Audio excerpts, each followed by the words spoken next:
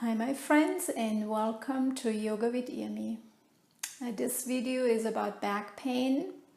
I want to show you a simple sequence to release back pain, just a simple way to bend back and forward on the mat, on the floor. But I also want you to know that physical pain has also an emotional aspect to it. And the back is the place that's back there and we can't really see it.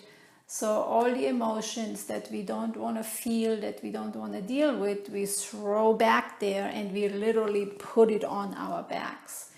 Be it on the shoulders, so on the upper part of the back, or the lower part of the back.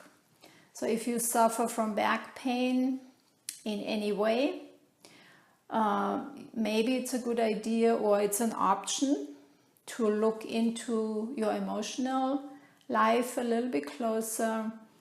And one simple way to do this is to write down every day.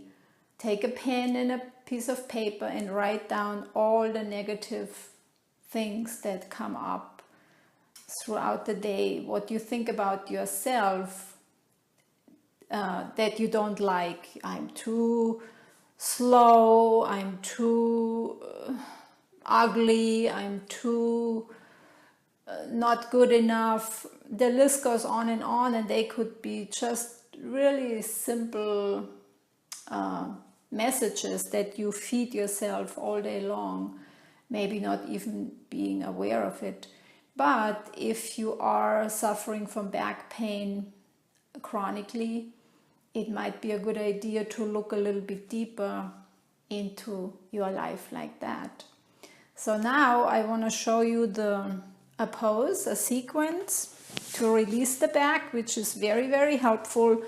But why we want to even look into other aspects of our lives besides the body is we can release the body, we can make ourselves feel better, and that is definitely a plus and very helpful.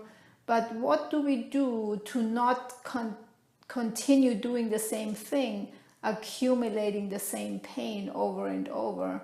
And to do that, we have to find out what our thought patterns are that create feelings and emotions that we then store in the body because we don't like them. So with that, now let's come up onto the hands and knees. I like to start in the table pose. It's just a nice way to warm the spine up. So we go into the table pose with the hands under the shoulders, shoulder width apart, knees under the hips, hip width apart. Let's roll the spine down on the inhale and let the chin come up. Exhale, opposite direction, chin to the chest, spine is rolling up, arms get nice and long. Inhale, cat lift, rolling the spine down. And exhale, cat stretch. Let's go one more time. Inhale, cat lift. And exhale, cat stretch. Inhale, neutral. And exhale, relax. Now let's walk the knees back a little bit, maybe 3-4 inches. Keep them hip width apart. And we're gonna roll onto the thighs here. And so the hands should be under the shoulders. And if you already notice you're leaning too far forward, go a little bit further back with the knees. And now we're gonna let the thighs come towards the floor, keeping the arms long. And the objective here is to roll the spine towards the floor. Now my arms are long, and as soon as the spine comes further to the floor, I start to bend the elbows to keep the top of the shoulders away from the ears. So we really can roll and stretch the spine slowly to the floor. And let your head rest. Take a breath. Next inhale, roll the head forward, the chin comes forward. Start to push the hands into the floor. Keep the shoulders away from the ears so the elbows are bent. And then we're going to push up and send the hips back towards the heels into the child's pose. So let the hips sink back. Again, let your forehead come down to the floor. Let the arms relax.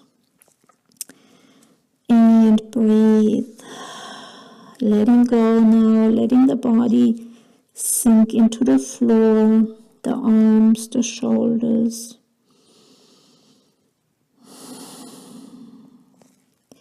And on the inhale, we simply come back up onto the knees. Maybe you have to walk the hands a little bit forward now.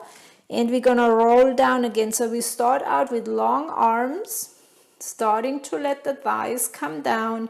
Keep your arms close to the body. Keep the shoulders away from the ears. What I mean with this, if you start to kink or squeeze like this, that is not keeping the shoulders down. So you want to make an effort to keep the shoulders down and roll down towards the floor, rolling the spine onto the mat. Head is coming down. Take a breath.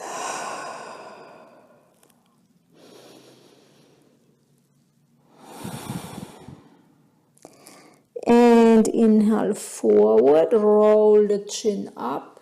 Start to push the hands down. Keep the shoulders away from the ears. Push the hips up and back. And we come again into the child's pose, which is the counter pose. And relax. Arms, shoulders drop, the head is resting. So the spine is rounding up a little bit here. So we're basically bending back and forward with those two motions. And let's go one more time. Inhale up. Maybe walk the hands, probably need to come forward a little bit. Arms are long. Exhale, let the thighs roll down the pelvis. Keep the shoulders down, so that also creates strength in your upper arms. And all the way to the floor, head is touching. Take a breath. Next inhale, we roll the head up. Start to push the hands into the floor. Bring the hips up and back and into the child's pose. So we basically go from a back bend to a forward bend here. And relax and breathe. Now you can stay here as long as you like in the child's pose. It's a great way to relax and release. So it's really helpful to release even the mind, connecting the forehead to the floor. And just do it as long as you like. Go back and forward, stretching the spine back and forward. So releasing tension and pain from the spine. So this is a simple sequence, and also maybe you want to consider writing down your negative emotions every day to become aware of what you pack back there.